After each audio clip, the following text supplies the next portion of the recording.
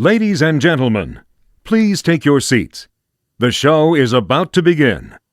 Man, there's not a year that goes by, not a year, that I don't read about some escalator accident involving some bastard kid that could have easily been avoided had some parent, I don't care which one, but some parent conditioned him to fear and respect that escalator.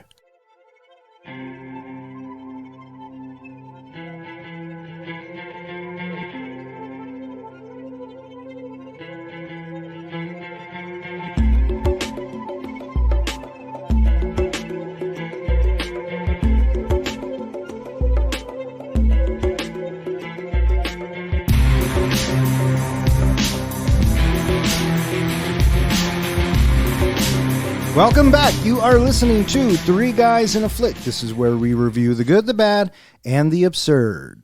Tonight's episode, Mallrats. Beware spoilers. Coming to you from the Eden Prairie Mall, I will be your host for the evening. My name is Don.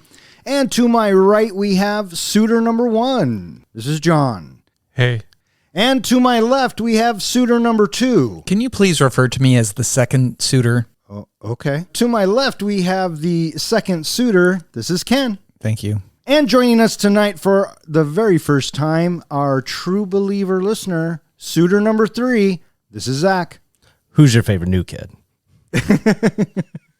Call me Donnie. So how are you guys doing? Doing all right. Doing great. Glad to be talking some Mallrats. Yeah? Heck yeah, finally. I'm doing all right. I am here and ready to go. All right. So we are all accounted for. I love it. Tonight we are going to be talking about Mallrats. Mallrats comes to us from the Bronco Helmet, and it was submitted to us by our true believer, Zach, who is joining us tonight. Hey, Zach, why Mallrats?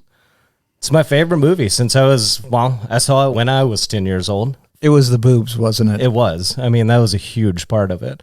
The third nipple, especially. Absolutely. Wait, she had a third nipple? That's where all her power came from. You were looking. The first time I saw it was on a bootleg that my neighbor got. It was probably when it was still in theaters. But it was just the dialogue just caught me, It's just so funny and so well written that it's just always been one of my faves, and it's actually helped me through a lot of crappy times. It was just always a movie that I could go to kind of cheer myself up. All right, I got to know right now. Who's your favorite character? We're doing this now. I didn't fucking say anything. Shut up. Brody, without a doubt. Really? Oh, yeah. My favorite character? I got a real soft spot for Svenning. Svenning. Svenning. Okay. All right. Comic book guy. My favorite, of course, is Brody. I would say it was Brody is my MVP. All right. Next, rate them. 1, 2, 3. Renee, Brandy, Gwen. Based on what? What am I going off here? No, just you. Talk. Who's your first? Who's your favorite? Who's your third? Gwen for sure. She's top. Because, she dressed up. She banged on a pool table, right? Dressed as Burt Reynolds. Minus the mustache. We didn't get that. So I go Gwen top, then probably Renee. I don't know. Her whole thing's so scandalous anyways. She's such a random character. Mm-hmm. And then Brandy. Brandy's not in it a whole lot. Mm-hmm. Her parts are all right, but I'm only going to pick one, which is Gwen, because in the, throughout the 80s and 90s, I had a serious crush on Joey. So that'd be the 90s. The 90s. Yeah. Serious crush on her. So I'm only going with her. She's on my top three. Oh, there you go. All three of them. I would go Brandy, Gwen, Renee. I'm going Gwen, Brandy, Renee. Yeah. So you two like the blondes. Yeah. There you go. Right on. What is your top comic book reference in this movie? Shall I call you Logan Weapon X? That's a good one. Yeah. What's yours? When they talk about the things junk. Of course it is. Do you have one? No, not at all. Sir? same. Logan, Weapon X. Oh, yeah. That's classic. The first time I saw that, I was all in, right? Question for all three of you. Had you seen Clerks before you saw Mallrats? Yes, I had. No. I saw Clerks a long time ago. So Mallrats wasn't until just recently. Oh, interesting. I'm pretty sure I saw Mallrats first, and it was because of the Weapon X line that I went out and saw Clerks. And I've been a huge Kevin Smith fan ever since. So I have not done the chronology. Would somebody please enlighten me and potentially listeners also? Kevin Smith movies, please. you have, let's see if we can do this by memory. Mallrats, Nope. Chasing Amy, Dogma, Jay and Silent Bob, right? Jay and Silent Bob Strike Strikes Back. Back. And I don't want to count, you didn't count TV shows in there, did you? No. Okay. Jay and Silent Bob Strike Back. And then I believe it was Cop Out Nope. after Jay and Silent Bob Very Strike Back. forgettable movie. What, Jersey Girl. Oh, fuck me. And fuck you and whoever else thinks Jersey Girl's not a good movie. Yeah, Don loves that Jersey movie. Girl is probably one of my top 3 Kevin Smith films. No shit. I got Yes, I no haven't, shit. I haven't seen it. I haven't seen it either, So I need to watch that. Yeah. Professor, yes, thank you. And fuck you for saying stupid movie. I didn't John, say wait, stupid. wait. I said it was forgettable. Do you like Jersey Girl? I've never actually seen it either. Dude. I know. All right, Yeah. Don, please continue. What was I continuing on? After Jersey Girl. Oh, okay. After Jersey Girl, then it's Cop Out. Nope. Fuck me. Would you like me to take over? No, fucking dick. After Jersey Girl, what year? 2006. Oh, Zach and Miri Make a Porno. Nope. Okay, fuck off. Go ahead. Clerks 2 in 2006. 2008, Zach and Miri Make a Porno. 2010, Cop Out. 2011, Red State. 2014, Tusk. 2016, Yoga Hosers. And then 2022, Jay and Silent Bob Reboot. Yeah. Now, there was 13 movies listed. How many of those did not make back their budget? I'm going to say Tusk did not make back their budget. I'm going to say Red State probably didn't make back its budget. But Yoga Hosers didn't make back its budget. That one actually did. Oh, did it really? Yep. Oh.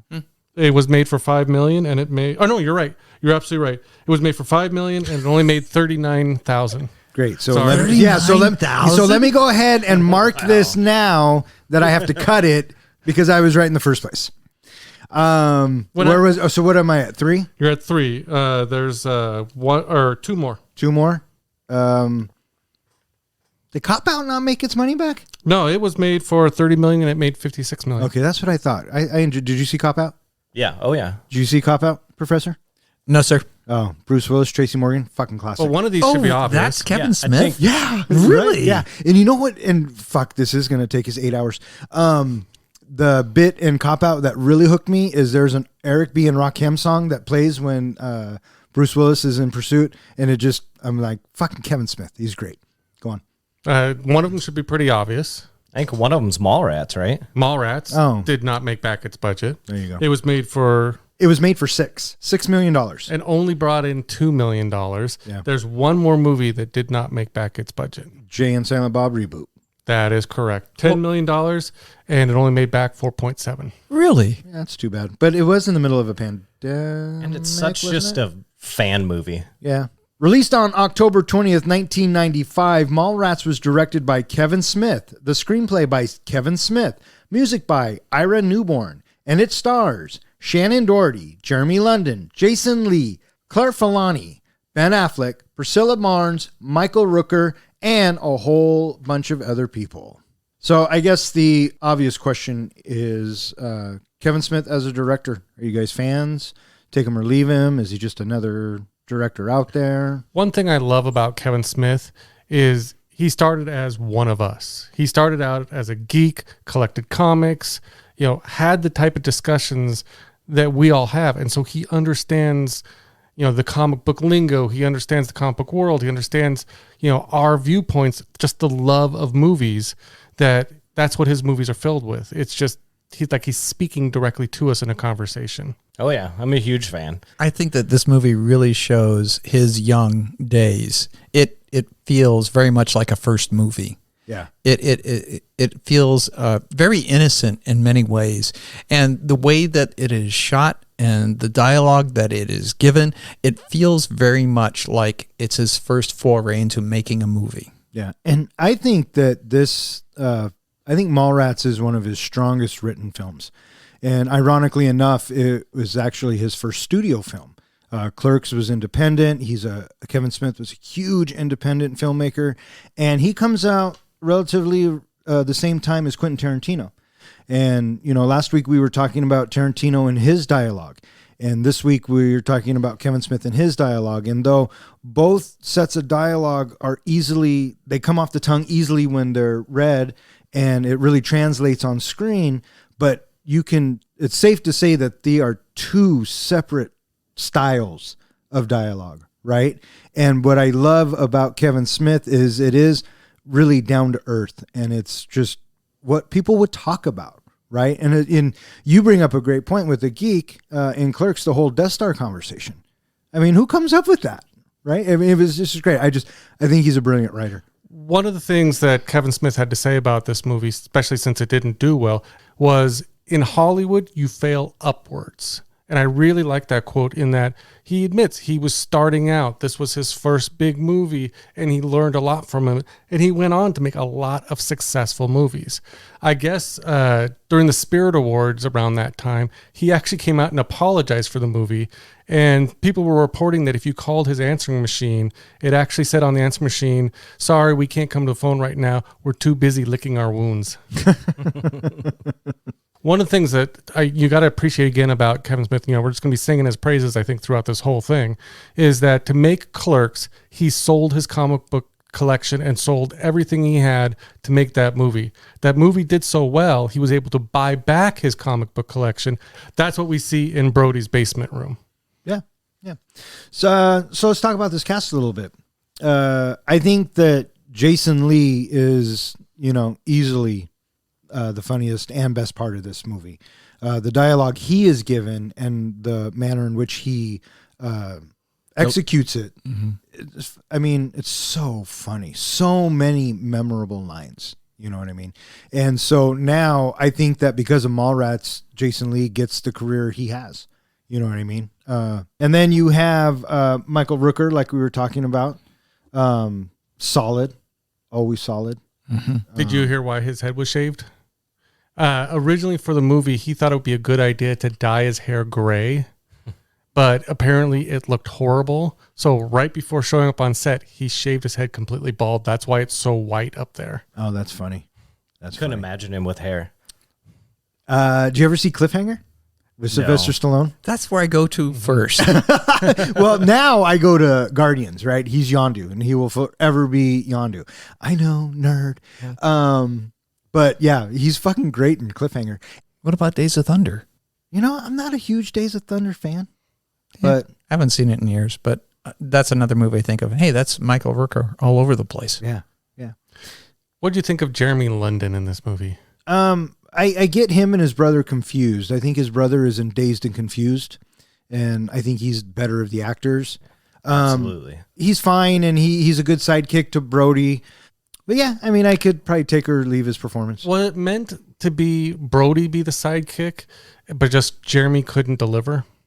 No, I think it's written that, Brody's saying the lines, right? Mm-hmm. And I think that's what Kevin Smith was trying to convey. Or Jason Lee made it all of his own. I don't know. That's what I kind of felt like. TS was supposed to be the main focus, but Jeremy kind of mumbled his lines. He wasn't very believable. You couldn't tell that he was really that upset. There were a few scenes where he seemed to get angry or whatever, but mostly he just didn't deliver it. And I felt like Brody outpowered him in every single scene. Oh, without a doubt. Without a doubt. I took it in a different way. I thought that TS is unsure about himself, and he's being pulled along because of Brody. Brody is the one that's propping him up and pushing him to make him be a better part of himself, to get him to be where TS wants to be, but he's reluctant to go. That's how I took it. Yeah, and Brody enforces his will. You can clearly tell they're friends, and some of the dialogue that is given to us firmly establishes that. So, he was all right, I guess. What do you think of the love interest? Brandy? Did they work with the characters? Oh, their chemistry? Yeah, I thought their chemistry just fine. Did you? Oh, I didn't think so. Oh, you didn't think so? No. Where are you at? I I didn't buy TS and Brandy, but I think it was probably Jeremy London's acting. Oh, interesting. I would agree 100%. The other thing is, I guess Shannen Doherty and Jason Lee on set hated each other. They did not get along. And from what I've read, if you watch certain scenes, especially the elevator scene, you can just see it in their eyes that they just do not like each other. Well, I mean, I think that works perfectly for that scene because she is so upset with it. I mean, she's calling him, questioning his libido, right? So, Yeah, absolutely. And, being small. You said it was a good size. talk about Ben Affleck. Ben Affleck, I guess, originally wanted to play, I believe, TS, but he got cast as Shannen. And I wonder, do you think they named him Shannen just to annoy Shannen Doherty? Oh, probably. Probably. Because that's a very Kevin Smith thing to do. Yeah, he seems to, sneak things in just to piss off certain cast members. Yeah. Ben Affleck plays such a dick. He's a total douchebag. Yeah, that, Dazed and Confused, and, I understand why Jersey Girl got panned. It was because him and J-Lo were doing the thing at the time, and Geely came out first, and it was just really bad timing. But I think Ben Affleck is at his best when he's playing the not nice guy. So in this, he's a douchebag. Dogma, he plays that arrogant douchebag type. And then, he tones it down for Chasing Amy, and I think that he does a really good job in Chasing Amy. But I thought Ben Affleck was perfect as Shannon Hamilton. In Chasing Amy, doesn't he try to turn a lesbian? Yeah, kind of. So he's still He kind of does. a dick. Was that? He does turn a lesbian, doesn't he? I think so. They have like a threesome or something. I can't remember. Yeah, they do eventually sleep together. I can't remember if they end up together at the end, though. Although I do know that's, Silent Bob's famous Chasing Amy story. Well, you can tell that Amy story all the time. we know that they had a kid together. He was the surrogate to the lesbian couple. Oh, was that from the reboot? Yeah. Oh, see, I don't even fucking remember the reboot. And I keep meaning to go and watch it. Just bringing that up is one of the best things I think about a lot of these Kevin Smith movies is the View Askew universe. The fact that he connects characters. He basically wants to create his movies like they are comic books, and how comic books do crossovers. Like you'll see Spider-Man show up in a Daredevil comic book. He wants to do that in his movies. So, for example, we got Gil Hicks, who is the cousin of Dante Hicks. We've got the story of William showing up. Well, the story of cousin William, is actually Snowball from the story in Clerks. The fact that Randall and Brody both talk about their cousin William shows that they're cousins. I mean, it's all interconnected in all of his movies. And then it keeps going throughout. Yeah, and then you have the Julie Dwyer, who dies and can't be on the game show, and that's whose funeral Randall and Dante are going to in Clerks. Yeah, So it's all connected universe. Kevin Smith was doing it before that one company started doing it. So do you think they got the inspiration from him? Oh, yeah. Kevin Smith inspired everyone. College student T.S. Quint is preparing for a trip to Universal Studios Florida in Orlando with Brandy Svenning, during which he plans to propose to her. However, Brandy tells him she cannot go due to having volunteered to fill in as a contestant on Truth or Date, her father's dating game show, because the original contestant had died from an embolism bursting in her brain while swimming 700 laps at the local YMCA following T.S.'s comment regarding her weight. T.S. dismisses the blame, and they argue over this and break up. T.S. turns to his best friend, Brody Bruce, who has been dumped by his girlfriend, Renee, and Brody suggests that the two might find comfort at the local mall. Brody and T.S. discover Truth or Date is being filmed at the same mall through their friend Willem, who throughout the film tries to see a sailboat in a Magic Eye poster, which ironically has no sailboat in it, but just some rows of random geometric shapes. The two ask local slackers Jay and Silent Bob to destroy the stage, a task for which they devise elaborate but ultimately unsuccessful plans. Brody and T.S. run into Trisha Jones, a 15-year-old senior who is writing a book on the sex drive of men ages 14 through 30, for which she has sex with various men as research and films every encounter. She then reveals that the previous night she had sex with Shannen Hamilton, a 25-year-old clothing store manager who hates Brody because of his lack of shopping agenda. So it opens up and we get the first wonderful quote from Brody, Jason Lee's character, about his cousin Walter and the gerbil getting stuck up his ass. And then we go right into the opening credits, which are all comic books. Obviously, those comic books were inspired by something, and it's Kevin Smith paying homage to his comic books and just to the love of it. I thought this was fucking badass. I guess he actually went out and got famous comic book artists to actually do these comic books. For Shannen Doherty's comic, obviously it's done in a 90210 style, but it kind of has an Image comic reference to it. Jeremy London's comic is a Madman style by Caliber Comics. Jason Lee, of course, got the Superman reference in there. Claire Forlani, you brought up a good point of that it has a shark in it, which does not just, that's pretty much our first Jaws reference in there. Which there are a lot of references to the best movie ever made. Yeah. The 1975 Steven Spielberg classic, Jaws. It's also kind of a reference to Commandy, the Last Boy on Earth, which was a DC comic book. Ben Affleck, which is, the character on it's Buttman, but it's kind of funny that they did a Batman reference so far ahead of time. And I think that's one of the reasons why Kevin Smith has always supported Ben Affleck playing Batman. Joey Lawrence Adams, she's Fairchild from Gen 13, which was a Wildstorm comic, which is under the Image blanket. Renee Humphrey, Marvel's Weapon X. Jason Mewes, DC's Legends of the Dark Knight. Ethan Suplee, Marvel's Incredible Hulk. Stan Lee, they did an original version for him for Stan the Man, which was one of his biggest nicknames. Priscilla Barnes, Marvel's Fantastic Four. She was designed to look like Invisible Woman. And Michael Rooker also had an original version. And then back to the opening where he's talking about the cat and the gerbil and, his cousin's ass. All the stores, as they're panning through, all the stores names always crack me up. Yeah. Because you have like Burning Flesh, Popular The Girl. tanning place, yeah. Yeah. Rug Munchers. Rug Munchers. Yeah, that's probably my favorite one. We see right up front what kind of movie this is going to be. Yeah, absolutely. Did you get, and I think this is what Kevin Smith was going for, that he was paying homage to 80s movies with just kind of the quick party storyline and just the unnecessary nudity? No. I think Mallrats feels very 90s, and it definitely fits the tone and the time period that they're in. I don't know. I didn't see anything too 80s. I didn't see John Hughes when I watched this movie. How about that? I'm thinking more of like in the 80s, there was just a string of movies produced and thrown out there that were just very campy. I can think of some of those, river rafting movies, Revenge of the Nerds, things like that. That's just quick, campy jokes and, the low guys versus the big guys. And there's the nudity just thrown in to get, the guys watching. It's kind of felt like that's the style he was going for, and he was kind of paying homage to it. I guess maybe you could see it that way. I don't think I did. Yeah, it could be like that, just with better dialogue and better writing. Better nudity, I guess. Yeah, there you go. Yeah. 3 nipples. Yeah.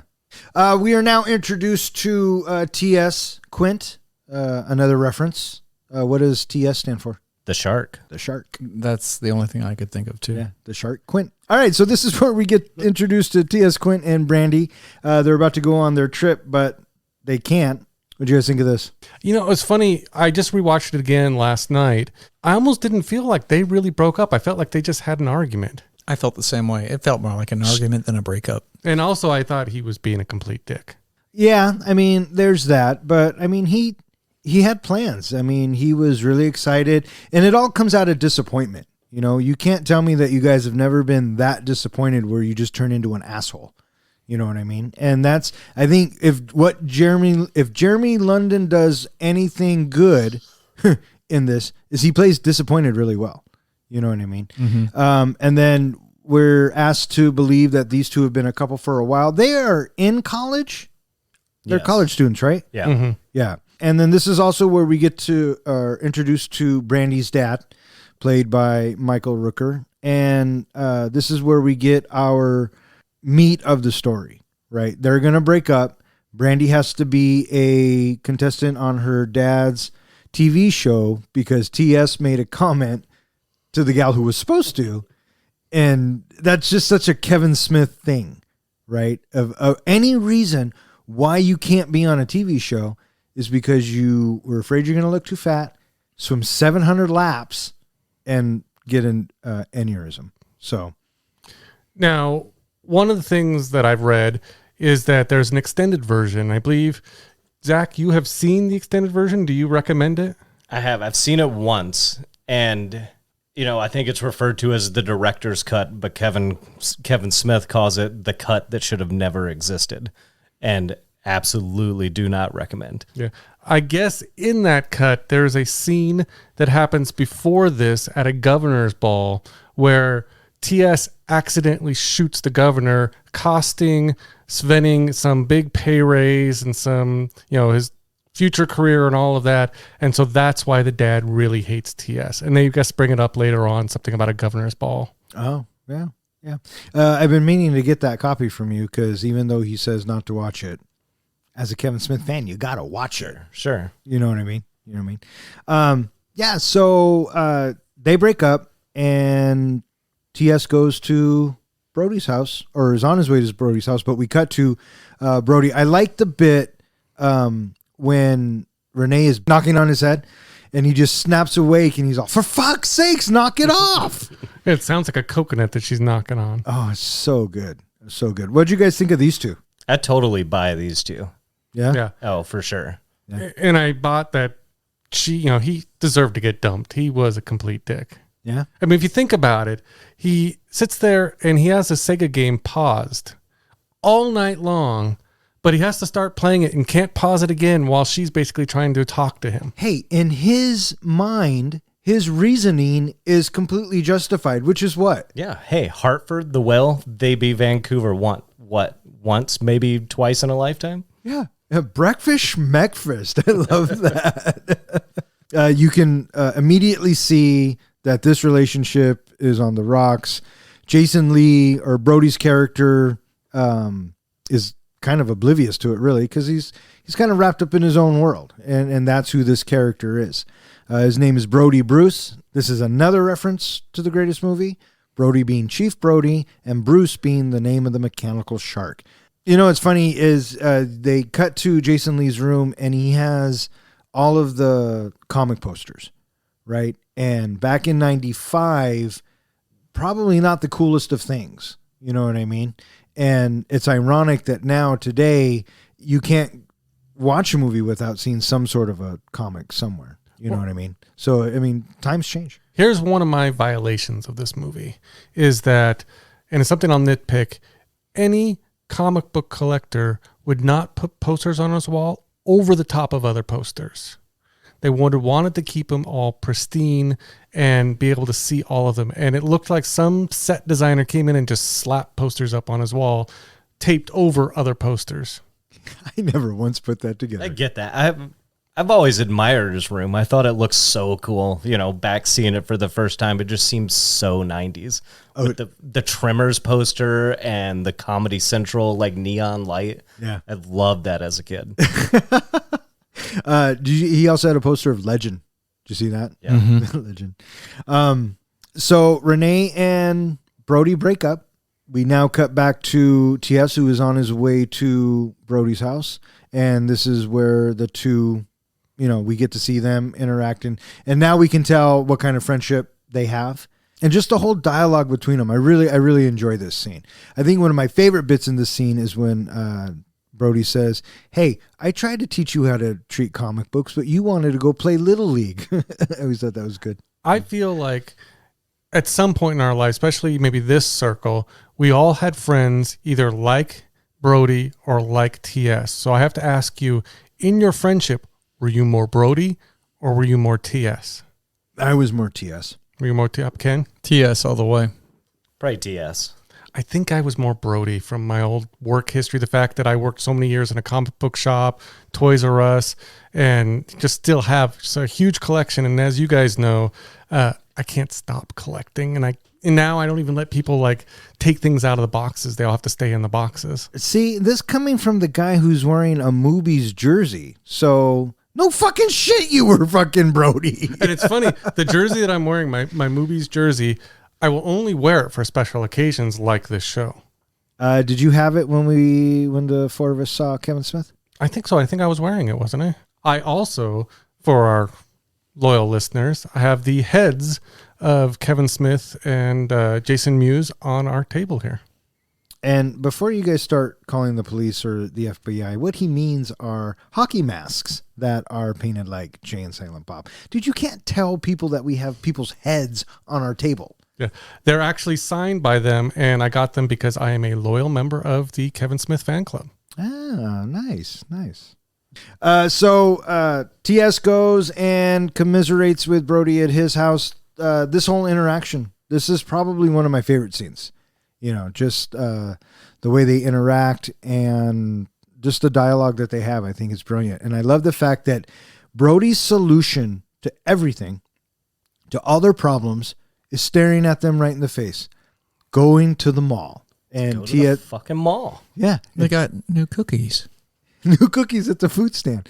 Yeah, and I just think that's great. So they're off to the mall, and I have to say that I really liked the fact that Brody's character had a reverence to the mall, right? Because as they're walking in, TS says something, at a mall, and then Brody has to correct him and says, not a mall, the mall. Show some respect.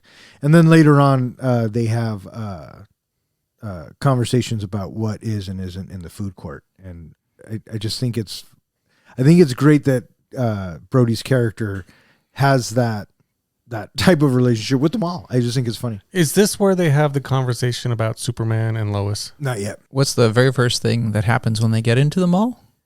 We meet Shannen. Oh, that's right. Yeah, he bumps into him and he spills his Dixie cup. Do you want to say something?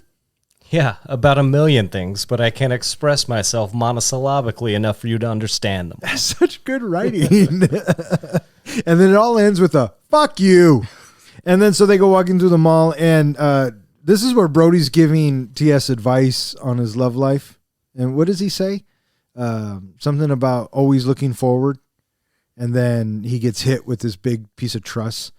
And then again, I think what's great about Brody's deliveries are his snap, or the way he snaps at it. Now, what the hell was that? Right? It turns out there is a game show going on, but they have to find that out from William. What do you guys think of this character? I loved him. And it's funny, this last viewing of it, when they actually show the poster, I paused it and did the staring thing and saw the shapes. Oh, did you? You can actually do it. And because I kept saying, I thought it was supposed to be fruit or something. So I was staring at it and looking, I'm like, all I'm seeing is shapes. Turns out, I guess that's what it was. Yeah. I got to be honest with you. Every time I watch it, I try to see the ship, but I can't. So yeah, there is no ship. I know. I love the magic eye, the fact that that's in there, because that is so 90s. Yeah. I remember having the magic eye books at the house, which I could never do as a kid. I just stared at them. Oh, really? Just like William. Oh, so yeah. you're William. Oh, absolutely. Relax your eyes. My dad went out and bought one because he thought it was so cool, a big poster size, and he had it framed and everything. But my mom made him hang it in the garage. Oh. So we had to go stand out in the garage and stare at it. Oh, that's funny. So those posters, those are stereograms. Oh, is that what they're called? Yeah, stereogram. And so what it forces you to do, if you're able to do it, which apparently William never can, is you split your focus and you make each eye focus on something parallel. It's close to it, but it's slightly parallel from one another. And then it tricks your brain into trying to focus on something that might be further away. And then as you focus on that thing that's slightly further away, you create a parallel vision experience. Yeah. And that's why we call him the professor. Well done. Thank you, sir. Thank you. So after they find out what's going on and TS starts freaking out that Brandy's going to be auctioned off on live TV, they go out and seek the help from our recurring characters from Clerks, Jay and Silent Bob. Dun, dun, dun. I fucking love this intro to these characters right here. So memorable. Standing in front of the pet store. Oh my God. I love the fact that, in typical Jay fashion, that every woman that walks by, he runs up and dances right behind. And Yeah. And just the musical cue that's happening at the moment. And when he's pounding on the glass, I mean, it almost comes into beat, right? And, Jay runs out to Brody and they do the whole snoochie boochie thing. And it's so fucking good. And this is where we get the, Brody says, we need you to go knock down this stage. And Jay's like, shit, we were going to do that anyway. And when we meet him, Silent Bob's trying to do the Jedi mind trick. He's trying to move the cigarette with his hand. And it's so funny. And it's such a subtle line, but when Brody looks to Silent Bob and says, the Force is strong with this one, Jay's reaction, dude, don't encourage him. It's so good. And it's so subtle. You know what I mean? Jason Mewes came very close to not being in this movie because I guess he was having a lot of drug problems, a lot of not showing up. And did you hear who they had ready to just jump into the role? James Vanderbeek. No.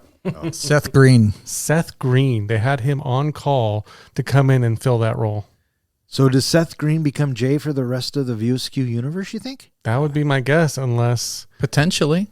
So different. So different. So glad that didn't happen. Yeah, it can't be anybody but Jason Mewes. Yeah. Oh, absolutely. And even more of a subtle gesture or whatever it was is when they leave, you notice that he grabs their dicks on the way out.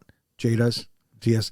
Oh my God, it was so funny. That's what recently, all the times that I've seen it, I always thought he does like a backhand junk tap. Yeah. But when you watch it, he actually like goes in and grabs both of their crotches as he leaves. Yeah. Yeah.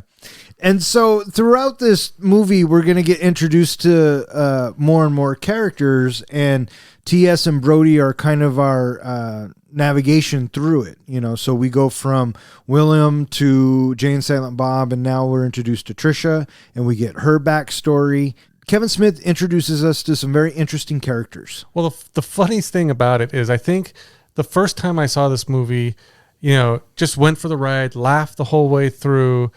But now that I'm older and, I've got a stepkid and I know people with daughters and thinking this 15-year-old is sleeping around, it had a whole different effect on me. Yeah, what time. the fuck? I did the math on that immediately. It's like, that's fucking sick. Yeah, well, I mean, yes. However, I guess if you were going to write it, Kevin Smith kind of does cover his bases. He does. Everything's consensual and the parents know. Yep. And ultimately, I mean, she's going to write a book for it. And, I guess in 95, you didn't blink twice at it. Well, and I think, too, he as you were saying, he covers his bases. There is a payoff at the end with basically, someone getting in trouble for sleeping with her. So they basically, Kevin Smith reinforces it that it isn't right. It isn't a good thing. Yeah. But I'm immediately thinking, how can a publisher go ahead and have this author write a book knowing that it is underage sex? That's what I thought about immediately. Maybe they don't know it's up. Maybe she's I writing don't- as a pseudonym and I don't pretending to know. be older. Who knows? Yeah, I don't know. Well, Shannen does say, I thought she was 36. Oh, man. But You're at the fucking end. I like her little calendar where she has the little symbols for each thing, the grass, The graphs and yeah. if I draw eyebrows, it means this. And And I love the when Brody says, I'll be a subject, and she goes, yeah, I doubt that, Sego boy. I thought it was a nice that story. part, her little notebook though cracks me up because that part shows how immature she is as a 15-year-old. All of her notes are little pictures of smiley faces that she's drawing in her notebook, in her calendar. Mm-hmm. Yeah. And then I do enjoy the food court versus eatery dialogue that goes back and forth here. That's a fun little moment.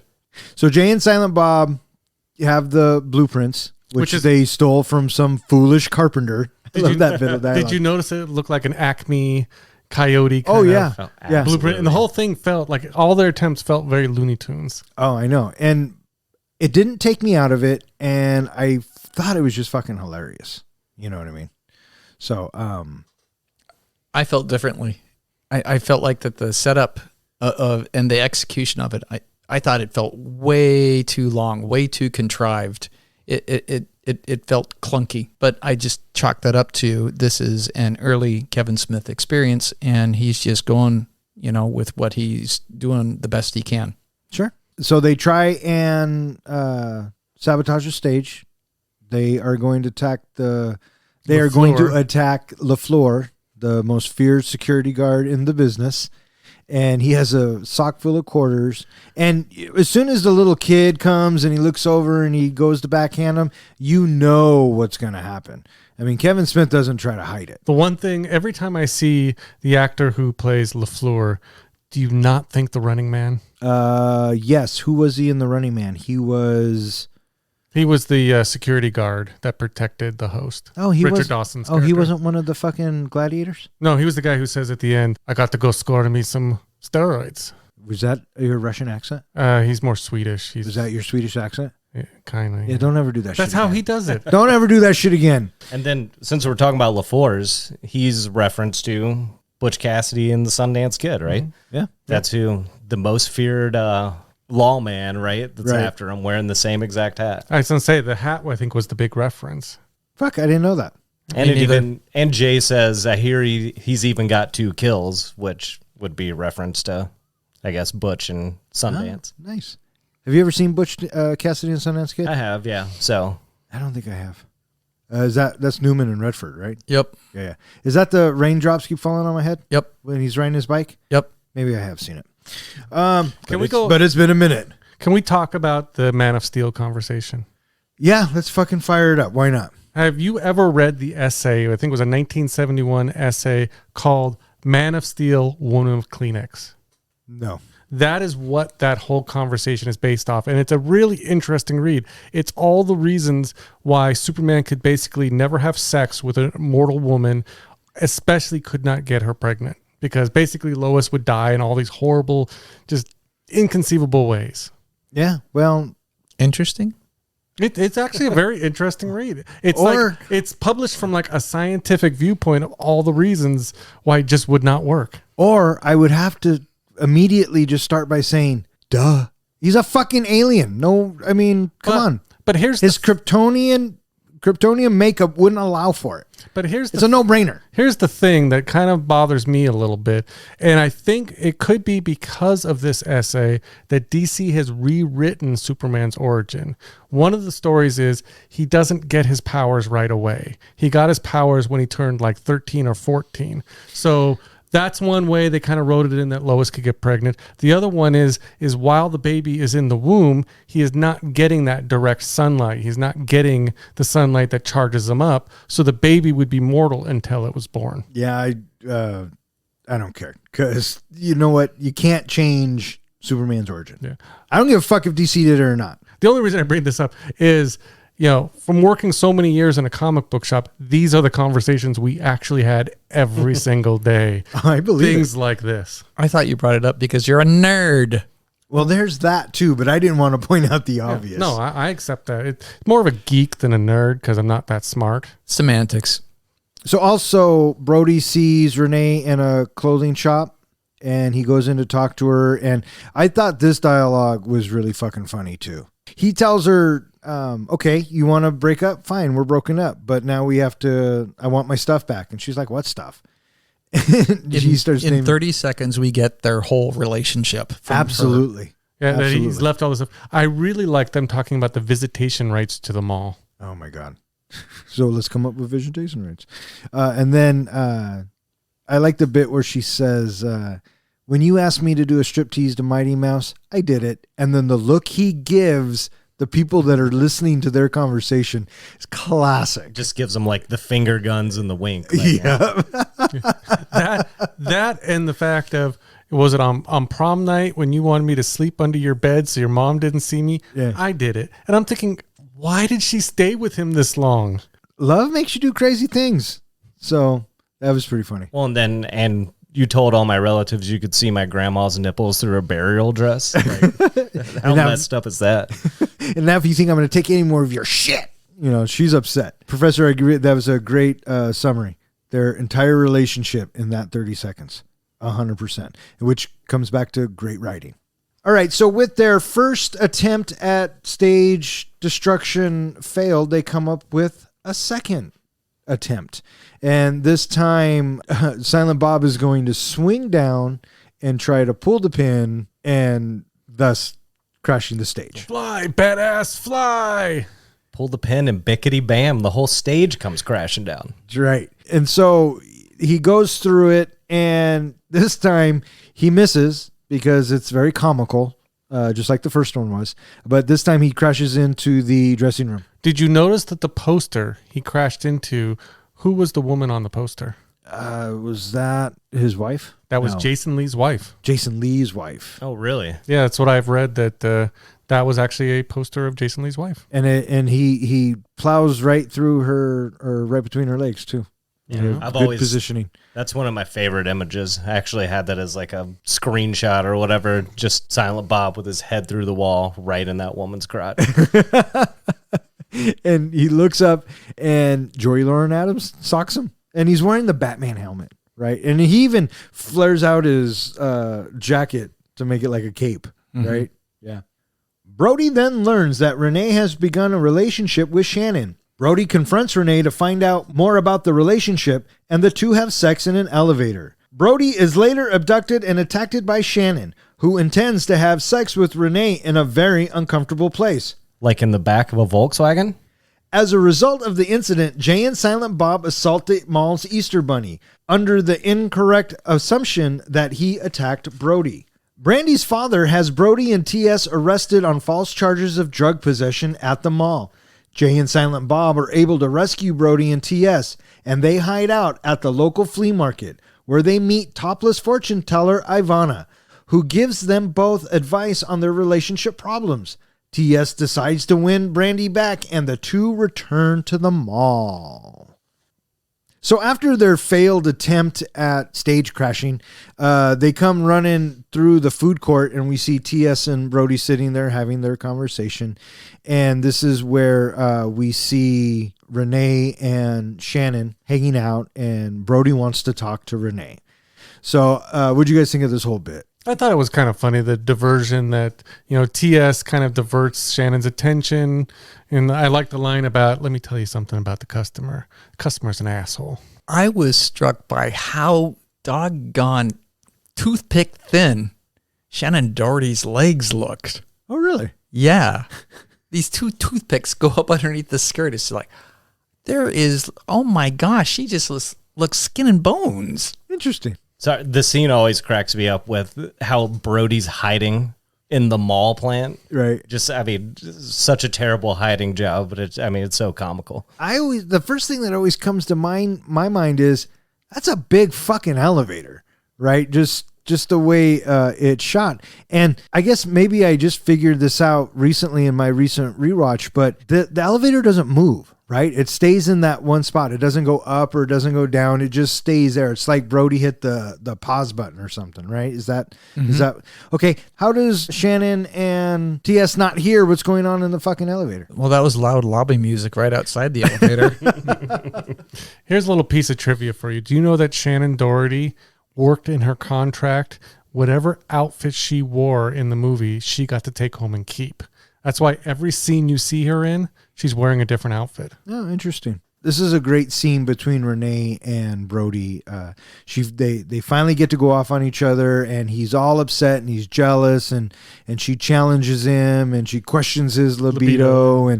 But my favorite line in this scene is when Brody can't believe that she's going out with the Sperminator, right? And he says, "He looks like a date rapist."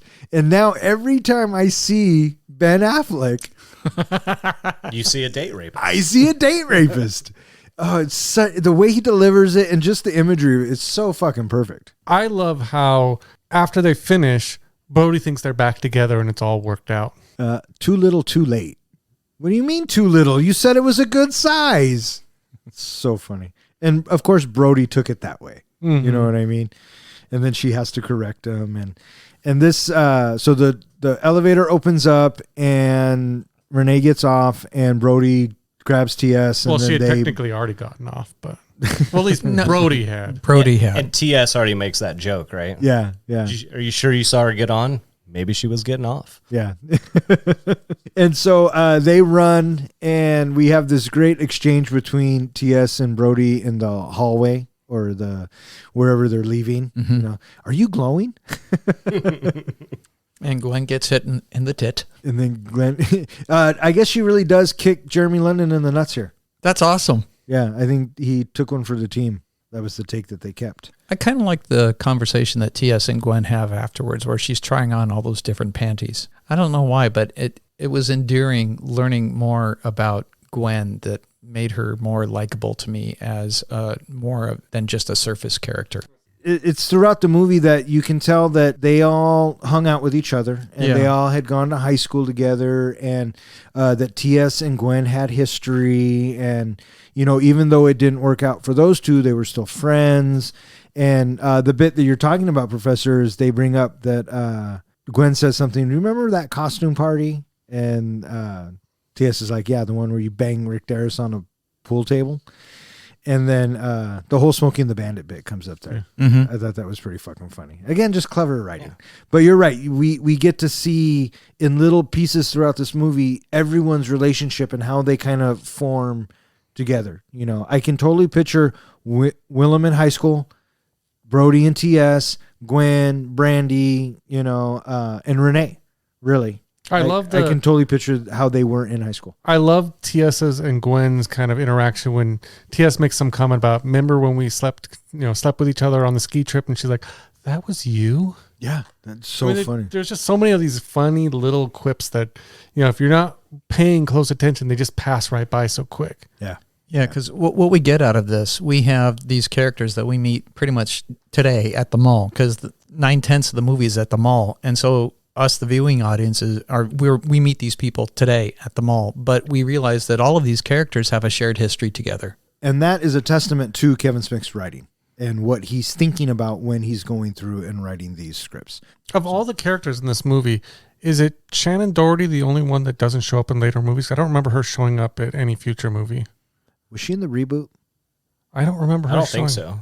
No, I don't remember her being in that. And you know, her health was probably questionable at that time. Yeah. I mean, because if you think about it, a lot of these actors have gone on to do bigger things, but they all show such loyalty to Kevin Smith that they will show up for future projects of his. I mean, even Ben Affleck comes back for parts. Yeah, well, there was, I guess, bad blood between Affleck and Smith for a little while. And it wasn't until the reboot where they kind of hashed it out. Kevin Smith told us that story, I believe. Yes, he did. That's exactly what I thought. Maybe you should spend like 30 seconds talking about if you want to.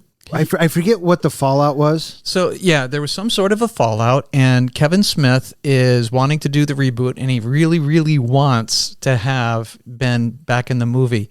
And he's staring at his phone, and he's like, I don't even know if this number works. I haven't talked to him in 10 years, and we haven't wanted to talk to each other, and he just going round and round. Do I call? Do I not call?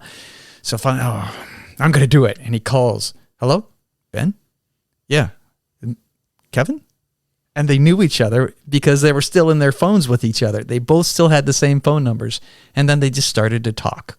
I seem to recall, I think Kevin Smith even got a little emotional when he was telling and that's what I love about Kevin Smith as a speaker. And if you ever get the chance, he's a good storyteller. He's a fantastic storyteller.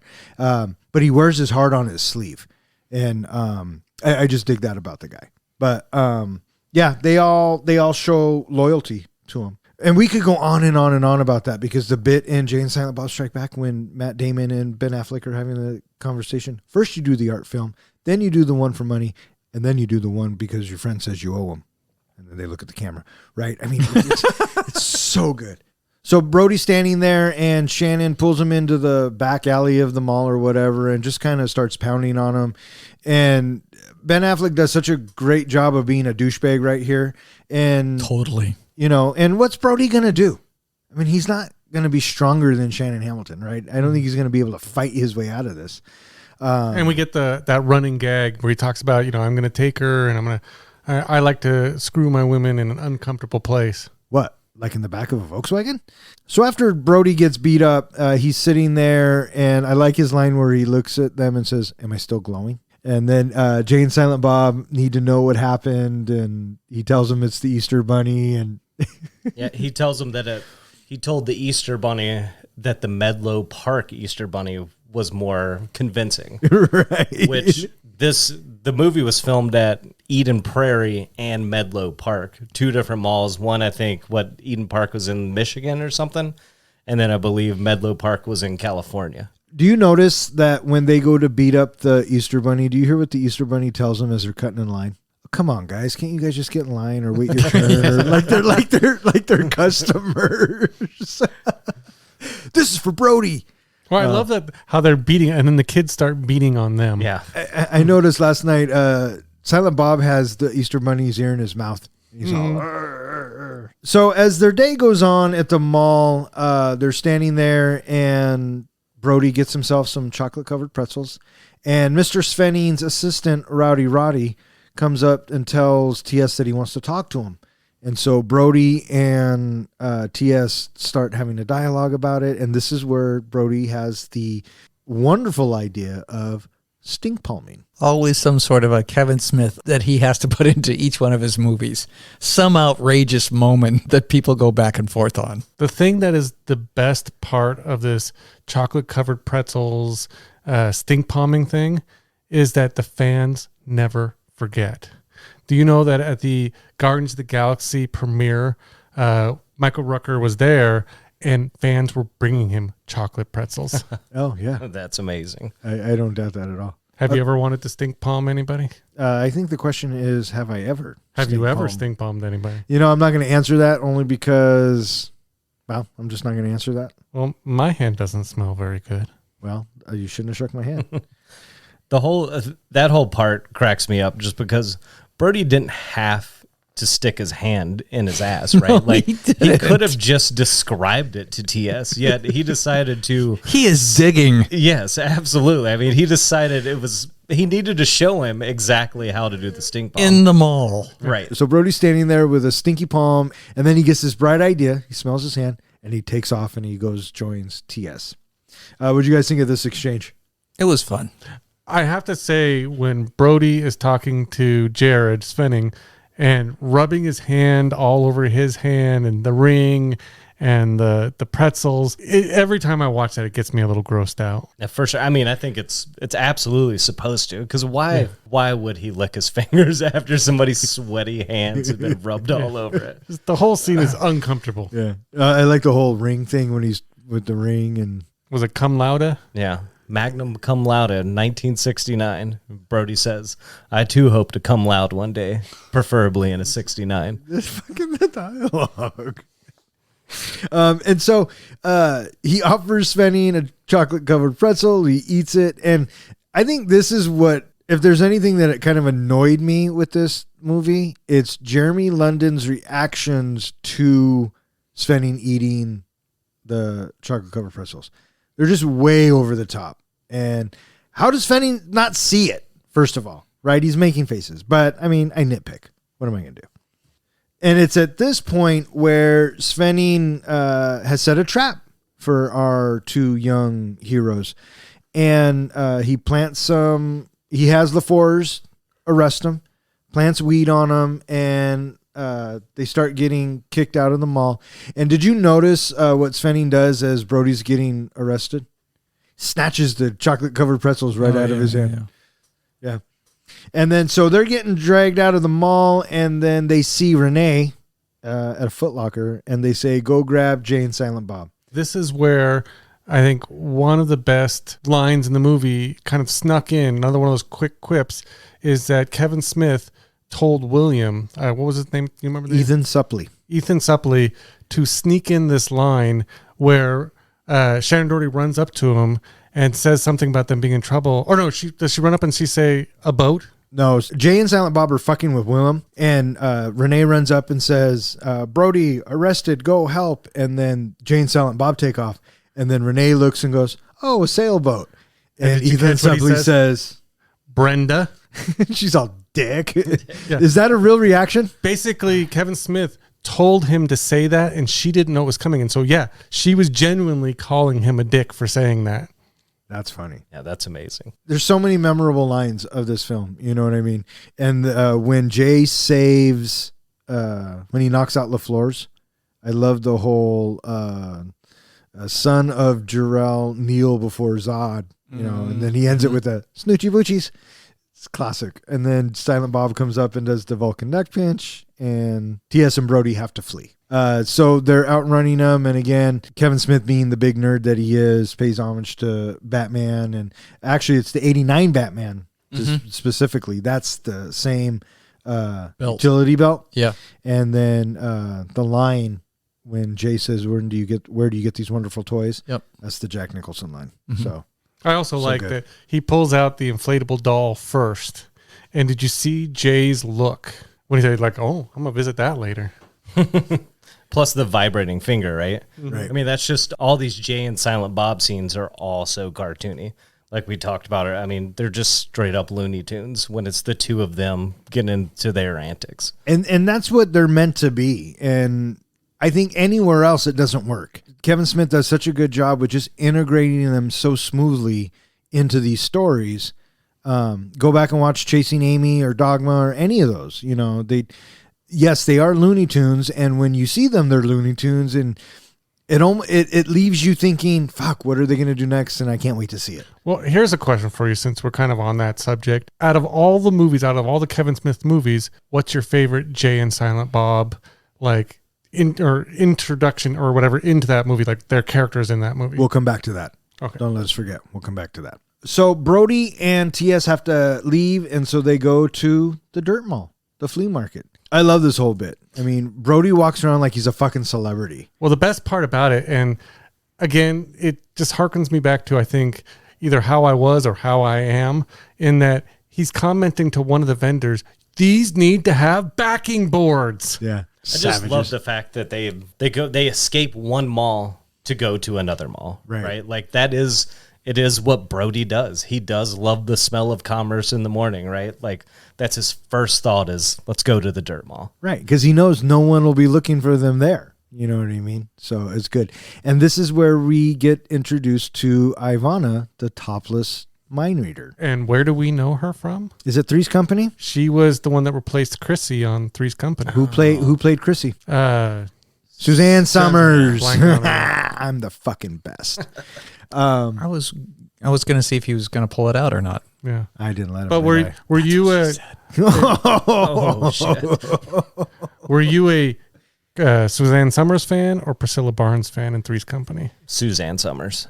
Yeah, I'd have to agree. Totally. Yeah, I think I'd go there too. Here's the real question. Do you think back then she had the 3 nipples? Well, she doesn't have the 3 nipples now. They're fake. She peeled that third one off. Put it right in her ruin mouth. that. Well, how else is she going to get it to stick? Is that what she just puts it in her mouth to chew on it? Or is it an edible third nipple? I thought it was edible. That's kind of what I thought. The way I she didn't puts even, it in there. I didn't even think about it that way. That's I thought it was the interesting. same thing. I thought it was just to re-stick I thought it was a suction thing. I love this bit when they walk in there because TS does not want to do this. He wants to go back, try to win back Brandy. Brody's like, no, we got to do this. This is going to be really good. And then when she takes off her top and it's shown that she has 3 nipples, the vibe in there completely changes. Yeah. TS is all about it because he's hearing what she has to say and it's making sense.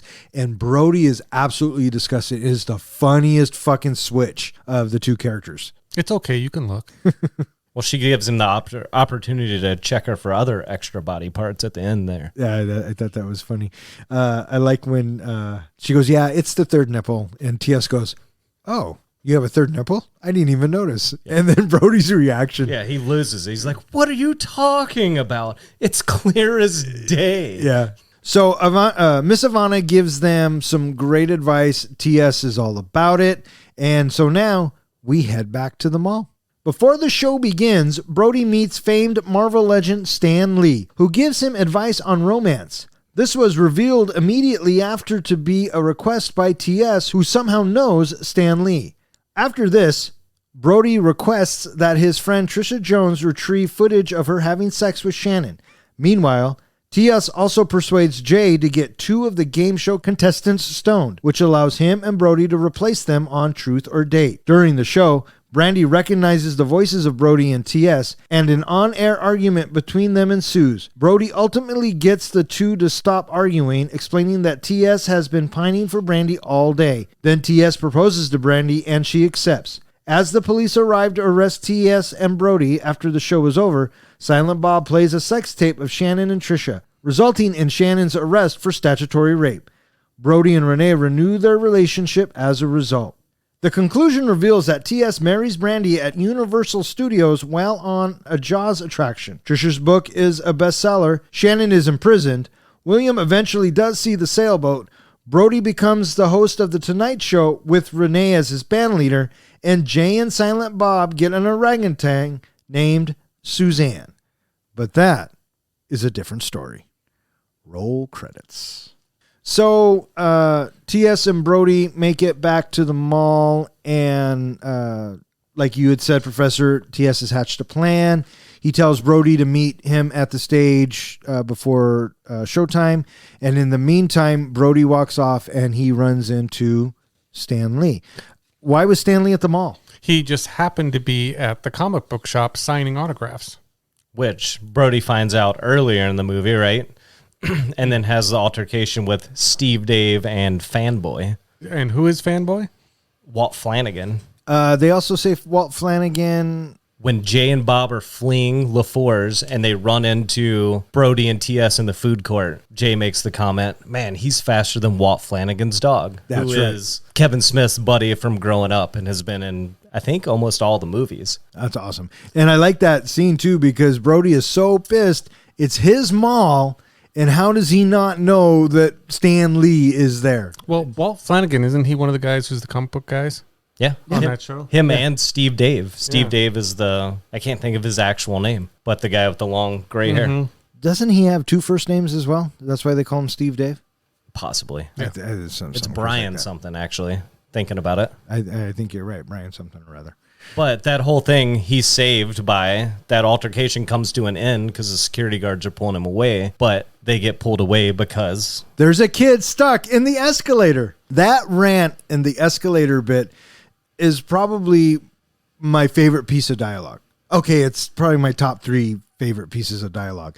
Just the way he delivers it, and he's so passionate about it, right? Yeah. For anybody who was around in the 90s, I feel like we did get a lot of news stories of kids getting caught in escalators back then. I hope his pants get caught and a bloodbath ensues. Yeah, not because he hates kids, but he wants the mother to have to live with it. yeah, Right. To fear and respect that escalator. got to teach him that lesson. That's right. That's what's wrong with the youth today. Now, getting back to the Stan Lee thing of him actually meeting Stan Lee, what did you think of that whole interaction? I thought it was like icing on the cake, because Stan Lee is trying to work in romance into the conversation. And I was watching it last night, and the moment he says, it reminds me of when Spider-Man and Mary Jane went lingerie shopping. The look on Jason Lee's face as he's coming to the realization that he's talking to Stan Lee is fucking priceless. Well, I liked right before that when Stan Lee walks up and Jason Lee's, Brody's looking through the window and he goes, they look happy. And he goes, the bras? But don't you think that Brody would have recognized Stan Lee right off the bat? I would think he would, if for being a big a comic book guy as he is. Yeah, I would think, because even back then, I mean, they always had the animated pictures or animated, like, Stan Lee at the end of the comic. Not always, not in every comic, but he was in there for sure. If you ever caught, I think it was the Spider Friends show. Did you ever catch that? Super Friends? No, Well, Spider Friends. It was the Spider Friends. Stan Lee always did narration on it. I feel like a real comic book geek dork would know his voice just standing next to him, just hearing that voice. And knowing he's at the mall, I would have known right away it was Stan Lee. Well, I think every kid in the 90s knew who Stan Lee was, even teenagers. I mean... But I'm just saying by his voice. Oh, no, I agree, because that's where... I think it's that series where I first heard the term true believer, right? Because he was the narration And for Excelsior. But I love how, he's trying to give him this love advice. And, as earlier, Brody had said, there's so many questions he wanted to ask him, and all of them are related to superhero junk. Oh my God, so funny. And you kind of had to know that's where it was going as soon as the conversation started, right? The Thing, is this dork made of rock? So they have this great, deep, meaningful conversation, and Brody decides that it's time to win Brandy back. While he goes to put his plan into motion, we see TS get a hold of Jay and Silent Bob, and they are in a bookstore. And he's reading, they're looking at a penthouse, and I love what Jay says. He says, he looks like your mom. And then Silent Bob looks at the picture and is like, yeah, well, I guess it kind of does. Yeah, he just nods like, yeah, it kind of does, sure. So good. So TS has come up with this plan to get the contestants for this game show really stoned so they couldn't go on, and Brody and TS will take their place. What can go wrong? I love the deal that TS made with Jay. Basically, he's like, how much do I owe you for getting them stoned? And he's like, you owe me nothing. But the next time you're getting your girl off, was it, I want you to say my name? The next time you're popping your old lady, make her call you Jay. I fucking love that. Yeah, it just seems like that's a very Jay thing. I mean, it's just all of the Jay, especially in these earlier movies. It just seems like it's straight up Jason Mewes. Yeah. While this is happening, Brody goes and finds Trisha and says, I need that tape of you and Shannen. And she's like, okay. And so she goes to get it.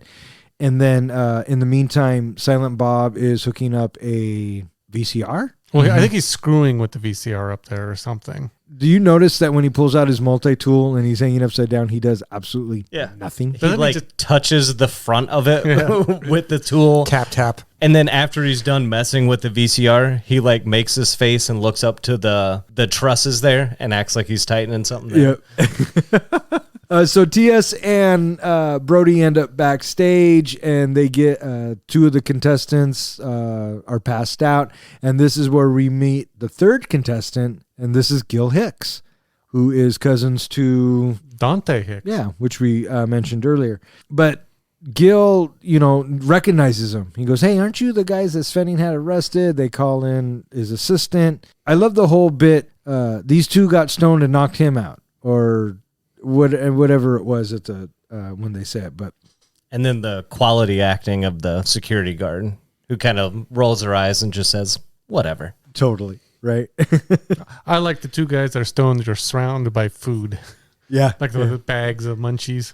What does Jay say? All it took was one. Fatty boom batty blunt. Yeah. So they managed to infiltrate the stage, and now they are the three contestants to this dating game ripoff.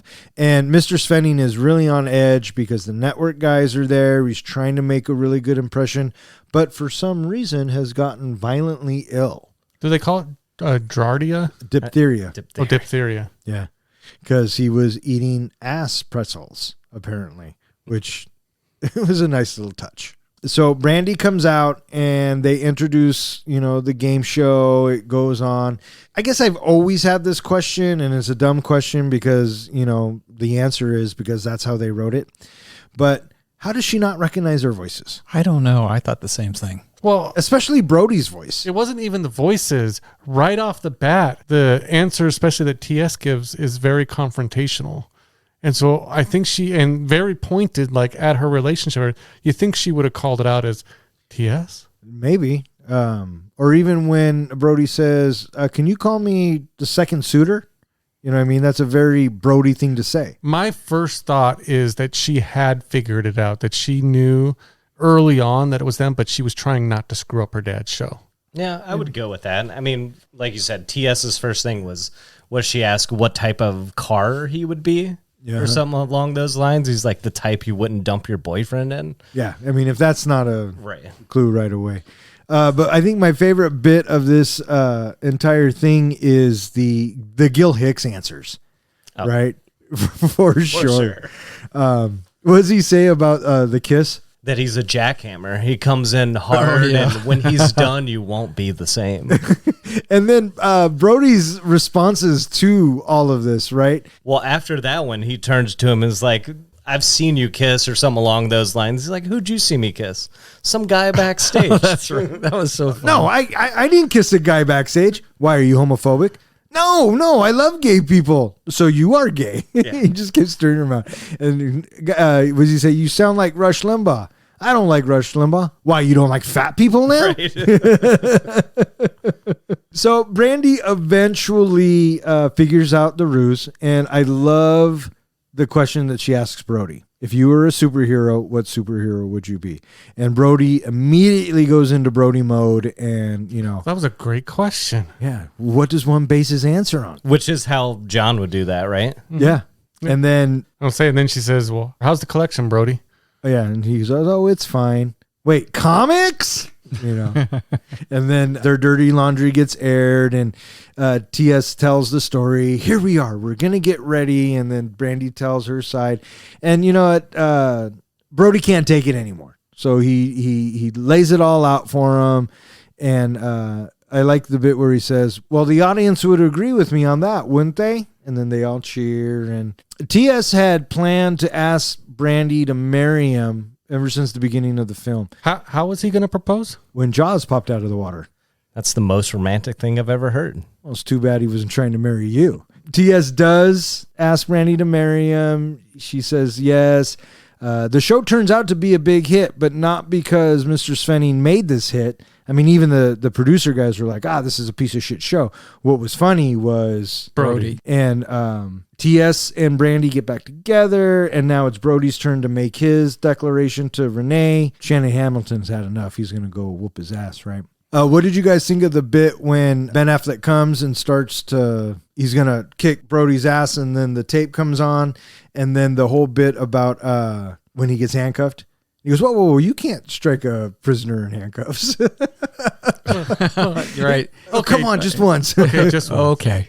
But before that, what did you think of the whole, again, we get back to our Star Wars reference of Silent Bob dropping the tape and having to use the Force to get the tape back? Oh, my God, that was so funny. So Willem can't see the sailboat. And what's his line? When, Lord? When am I going to see the sailboat? And he kicks the fucking crane thing, and it pops the tape up into Kevin Smith's hand, which was a reverse shot, by the way, because on those ones you can kind of tell. And he plays the tape, and it's immediately Ben Affleck and Trisha's character. And the way Ben Affleck is in this whole fucking thing, right? I mean, who's your favorite new kid? Call me Joey. Call me Donnie. And you look at Trisha's reactions, and she's just like checking her nails. She's rolling her eyes. rolling her I was going to eyes. say, I feel kind of bad about myself in that it took this, I think, my 6th or 7th viewing of this movie, when I just watched it last night, to notice her reaction. I think I've always just been focused on Ben Affleck. That says so much about I know. you. I'm starting to wonder. Man crush. But then, I looked at her reaction. Yeah, she's completely bored and out of it. And Yeah. Oh, so good. Research. All right, so that kind of ends the flick. We do get some after credits showing us that TS and Brandy do get married as Jaws is popping out of the water, which, obviously a huge fan because it's fucking Jaws, right? And then we get a blip about Trisha's book becoming a bestseller. Who's her bodyguard? Who's her head of security? LaFours. That's right. And it might be more than head of security. He Yep. leans over and kind of like brushes her hair over and kisses her on the forehead. Yeah, well, she needed a subject at that age Guess a range. 65-year-old subject, huh? maybe you can confirm. I heard that there is another extra scene that shows them like on a tape or something, or his name's on one of her tapes. Oh, I don't recall. I've seen the other version once. Yeah. Yeah, I kind of want to check this cut out now and see what's there. We also get Shannon's future revealed, where he is in prison. Which another extra scene shows him getting raped. Yeah, I do remember that because in the original, or what we're watching, you just see the one hand and then the hand with the tattooed fingers that says love, right? Come over his. Mm-hmm. But in the other version, you see both of his hands and his face and the guy come up behind him. Does the other hand say hate? I don't recall what that's. Oh, that would make sense, right? I love the bit where it says William does finally see the sailboat, and he looks at the camera and says, "Really?" Like he can't believe it. And then the best one of all, Brody becoming the host of the Tonight Show, and Renee being his band leader, and being well liked by his mother. I guess this was Kevin Smith paying homage to Fast Times at Ridgemont High. It's the same font. Yeah. He basically crafted it the same way just to pay homage to a movie that he loved. Yeah. Well, Fast Time Ridgemont High is a good movie. yeah, it is. Yeah. And then the very, very last one, we see an orangutan and Jay and Silent Bob, and they're walking off into the sunset to this Weezer song. It's Weezer, right? It is, yeah. Yeah. They're walking off to the Weezer song, and it says, Jay and Silent Bob, well, that's another story. And I thought that was brilliant because, their legend can go on, which ultimately comes back in Jay and Silent Bob Strike Back because, that's my girlfriend Justice's monkey. There you go. That was Mallrats. All right. So what do you guys think? Are you guys ready to rate this bitch? Oh, not yet. Really?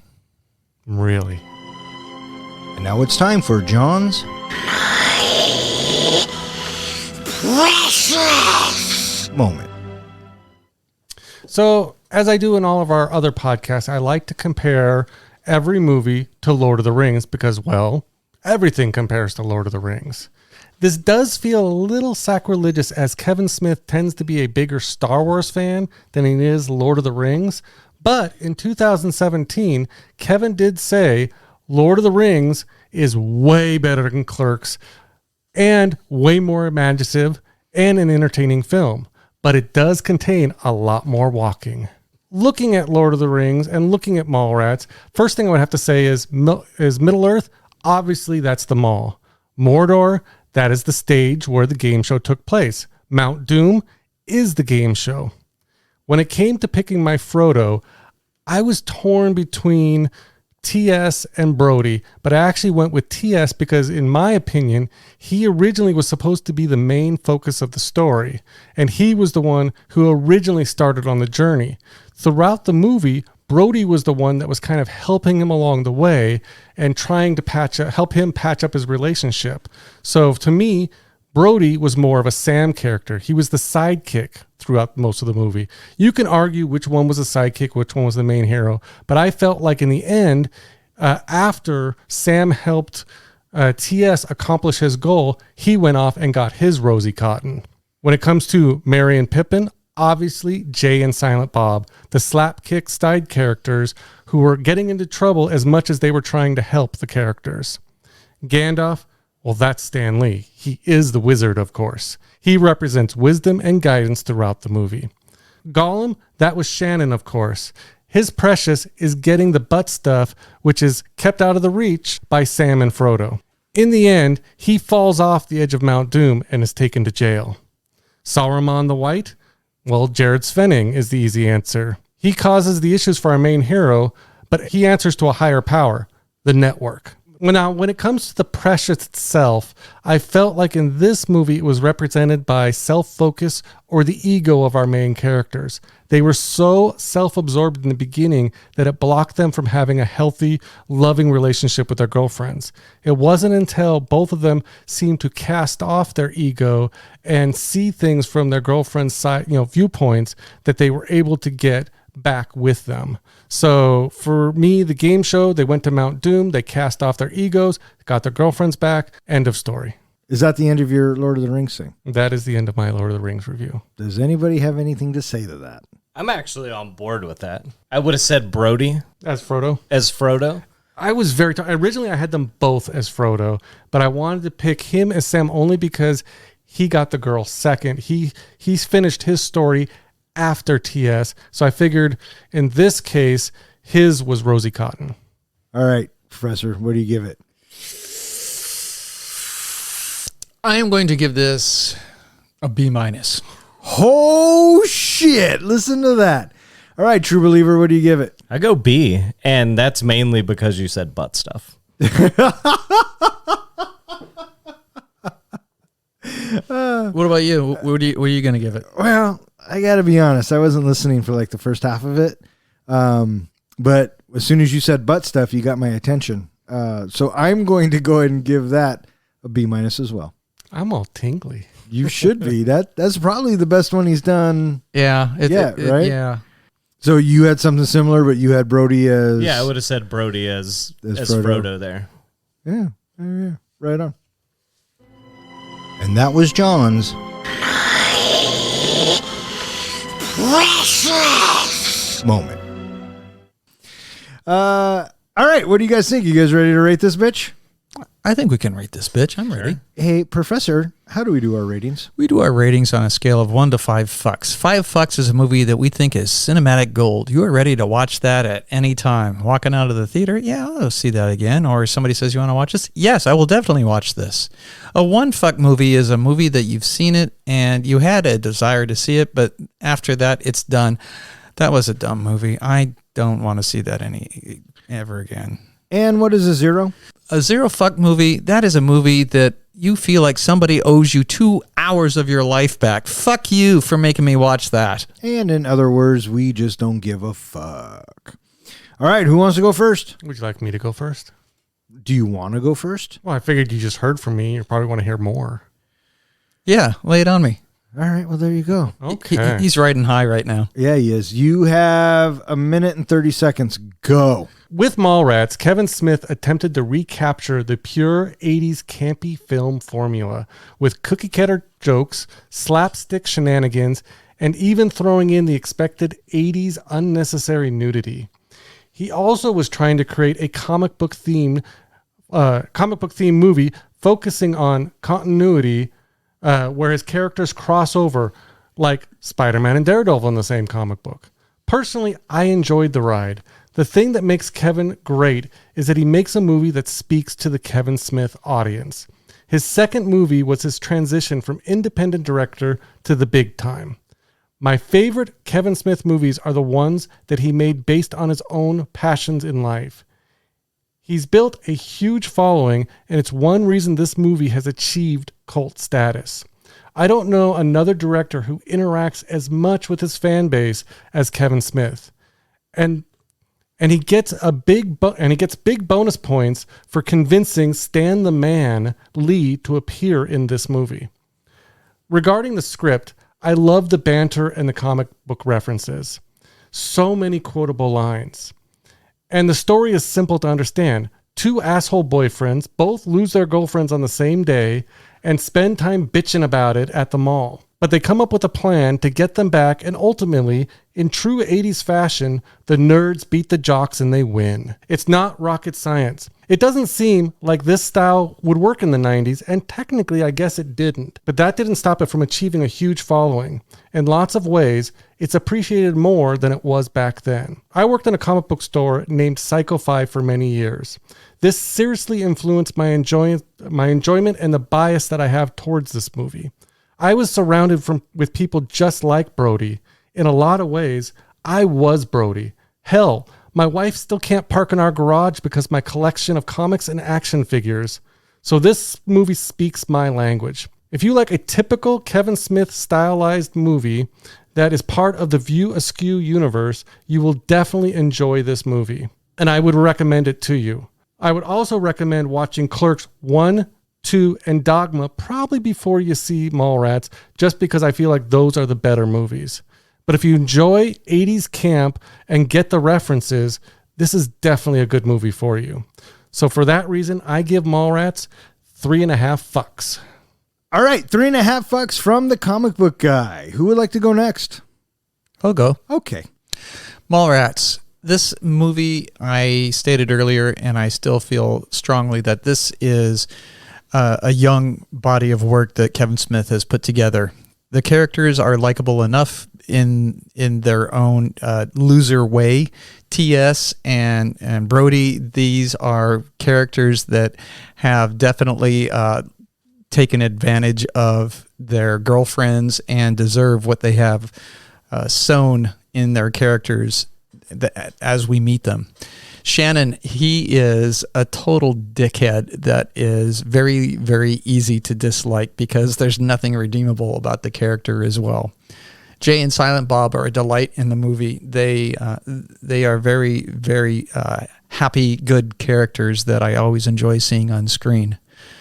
In general, I thought that the story arcs that we get with Brody and TS, they're passable, and I enjoyed the supporting cast that we get in our other characters. Most specifically, I totally dug Michael Rooker in this. He was so fun to watch. I loved his balls to the wall attitude anytime that he was on screen. He was just so delightfully amusing to watch. I thought that in general, it is a bit of a time capsule, remembering the times of how much the mall used to be this destination for young people to be. You didn't have to have money. You could just hang out at the mall all day. And it certainly was something that I would do from time to time as well. It was just fun just to be hanging out at the mall for the afternoon. And I certainly thought about, the times that me and my friends we would just go and, just kind of sort of haunt different places throughout the mall. Kevin Smith, I think, is a good storyteller, and I do enjoy his other bodies of works. Mallrats, I think, though, it just feels young for Kevin Smith. I'm giving this 2.5 fucks. 2.5 fucks from the professor. All right. Guests typically go last, so you can. Okay. You can take a deep breath there, Take bud. a real deep breath. There, you're good. You're good. I've been a big Kevin Smith fan for a long time, and I think a lot of it goes down to his independent style of filmmaking and the way he would get things done. And one of the first things I ever heard him say was, while making Clerks, he maxed out all his credit cards, asked everybody he knew for money, and he just got it done. And I've always admired that about him. And when I saw Mallrats, I could tell that the feel was completely different but the same, and what I mean by that was the production. Mallrats looks like a produced movie from a studio, and it just had a completely different look than Clerks, but it had the heart of Clerks, and it had the same vibe because the way Kevin Smith knows how to write his characters and his dialogue. I look at Kevin Smith, and the first thing I think of is, Dogma or Clerks 2 or, yes, Mallrats. I think Mallrats has some of his best dialogue. And if it weren't for Jason Lee, I don't know if it would have the same effect. He brings Brody to life. And even when Brody shows up in Jay and Silent Bob Strike Back or the reboot, he still has that energy. And that's all Jason Lee. Right. So I think he definitely makes this movie very enjoyable. The fact that Kevin Smith pays homage to the things that he does, and one of them happens to be my favorite movie, which automatically gives it more points for me. Right. I mean, not much else I can say about Mallrats that I haven't already said. What did I like about it? I love the cast. I like the soundtrack. I like the story. And I agree with you, Professor. It is a young Kevin Smith, and I think it's a young, really talented Kevin Smith at this point. And I think as his career goes on, some of his movies get better, and some of his movies not so much. But that's the brilliance of him, is he's not afraid to do it. I mean, he made a fucking movie about a guy turning into a fucking walrus. What kind of shit is that, right? But he takes chances, and I really admire him as a filmmaker and as a storyteller. He's absolutely brilliant. Is this my favorite Kevin Smith movie? No. Is it in my top 5? Easily. You know what I mean? Is it in my top 3? Maybe. So for that reason, I am going to give Mallrats 4 fucks. All right, 4 fucks. Good stuff. All right, good sir. Would you like to give it a shot? Sure. Keep mine short and sweet. But yeah, Mallrats. This is the first Kevin Smith movie I ever saw. I would say 10 or 11 years old the first time I saw it. So, as John said, boobies. Makes everything better, right? And the talk of butt stuff. it hooked me early on. Hooked me to Kevin Smith. I love Kevin Smith stuff, and it's that dialogue. It's the quick wittiness. It's Brody always having a response, always having something clever and funny to say. It's the cartooniness of Jay and Silent Bob, and just the way Jay is, everything he has to say. It's just nonstop laughs for me. And like I said, this has always been a feel-good movie for me. It's something when I'm bummed out, I need to put something on to cheer me up. This is the movie, and has been since I was a kid. I mean, I honestly can't count the times I've watched this movie. And because of that, and because it's the 90s, it's the time that I grew up. So there's a lot of, it's the nostalgia of the growing up in the malls. I mean, it is the mall in the 90s. Every mall I'd ever been to during that time, it looks exactly like that. So for all those reasons, I give it all the fucks, all 5 fucks. 5 solid fucks from the true believer, Zach. Shocker. I like it. Yeah, I know. Shocker. I like what you said about when you're bummed out and it's your feel-good movie. And that's the power of movies. You know what I mean? And that's the power of storytelling. And I fucking dig that. So that's awesome. In conjunction with it also being an impressionable movie, that the first time you see it, if you see it for the first time and it knocks your socks off, as well as, those other things, that's the secret sauce, if you will, that makes a movie leave an indelible mark on you, that you are content to overlook any imperfections. You just gloss over those because the movie just makes you feel so satisfied inside. Before we finish up with this movie, I want to revisit the question I asked earlier, which is, what is your favorite Jay and Silent Bob insertion into a movie? Jay and Silent Bob Strike Back. That's your favorite, Professor? I don't have one. I think this movie. I think Mallrats. I got to say Dogma. At the diner? I just loved their whole role in Dogma. Just the fact that he put them in such this serious, somewhat funny story. It worked great. Yeah, and all solid choices. Mallrats, Dogma, Chasing Amy. I mean, Jay and Silent Bob are such a good team, and I would watch them anywhere. But I like Jay and Silent Bob Strike Back because it's focused about them. We get the reoccurring characters from the View Askew universe, and he has a wink and a nod at the audience the whole time. He's breaking the fourth wall before breaking the fourth wall was cool. Yeah, I'd say Jay and Silent Bob Strike Back. All right, so tonight we are going to go back to the Bronco helmet and see what kind of movie that we can fetch out. And I guess we'll let our true believer, because I'm pretty sure you were like one of the first ones to put anything into the hat. So it's natural that you get to pick something out of the hat. Yeah, I'm not sure. I'm very excited about this moment, though. Reach in deep. I hope I get one of mine. I think that disqualifies you. I think that's bias. Oh, I don't know about that. All right. I did get one of mine. Oh, really? Did you really? Yes. That's awesome. One of my faves. One of Don's faves, I think. All right. 1999, 1998. You asked for mindless movie? Ball will do it. Yeah, that's definitely a mindless one. You need the absurd, right? Yeah, I guess we do. If you want to know the movie that we're going to be reviewing next, go ahead and check out our website and any of our social media platforms. Speaking of which, hey, John, where can they find us? If you're looking for easy access to our podcast, our show notes, movie trivia, the likes, check out our website at threeguysinaflick.com. We're also available on all the social media platforms and podcast hosting sites. All right. I want to thank Ronnie and Jill for listening. And, of course, our true believer, Zach, who came onto the show. Did you have a good time? Oh, yeah. Yeah, it was a great time. Oh, good. Loved having you. Did a great job. Thanks to everybody who listens. And so, for Three Guys in a Flick, I'm Don. I'm John. I'm Ken. And I'm Zach. Adventure, excitement, a Jedi craves not these things.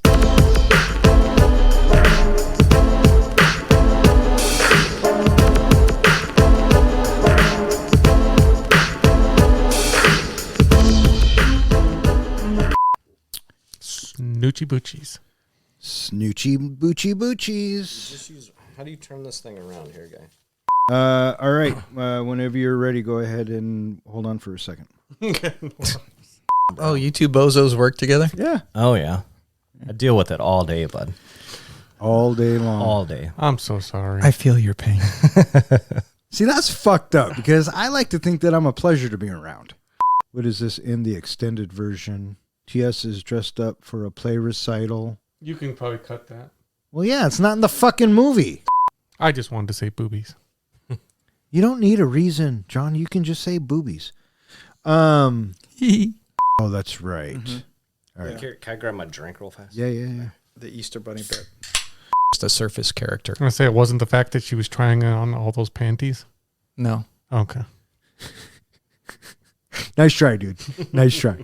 Oh, Mr. Roper was Norm Feldman. Yes. That's right. A little bit before your time there, Yeah. bud. Oh, that guy. Yeah. Oh, for fuck's sakes. You know what we forgot? Do you want to go back? God damn it. Him asking to wash his hand? No. Well, that's a good one. The fucking comic book shop.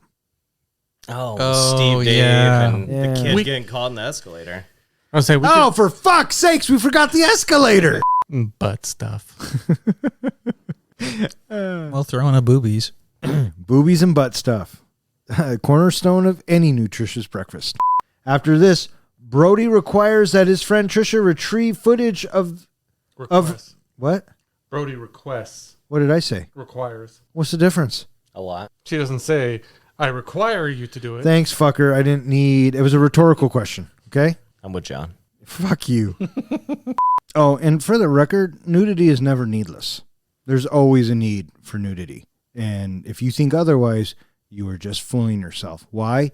Because everybody wants Mr. Toad's wild ride. Am I right or am I right? Oh, you're right. Thank you. All right, fuck off. Good night.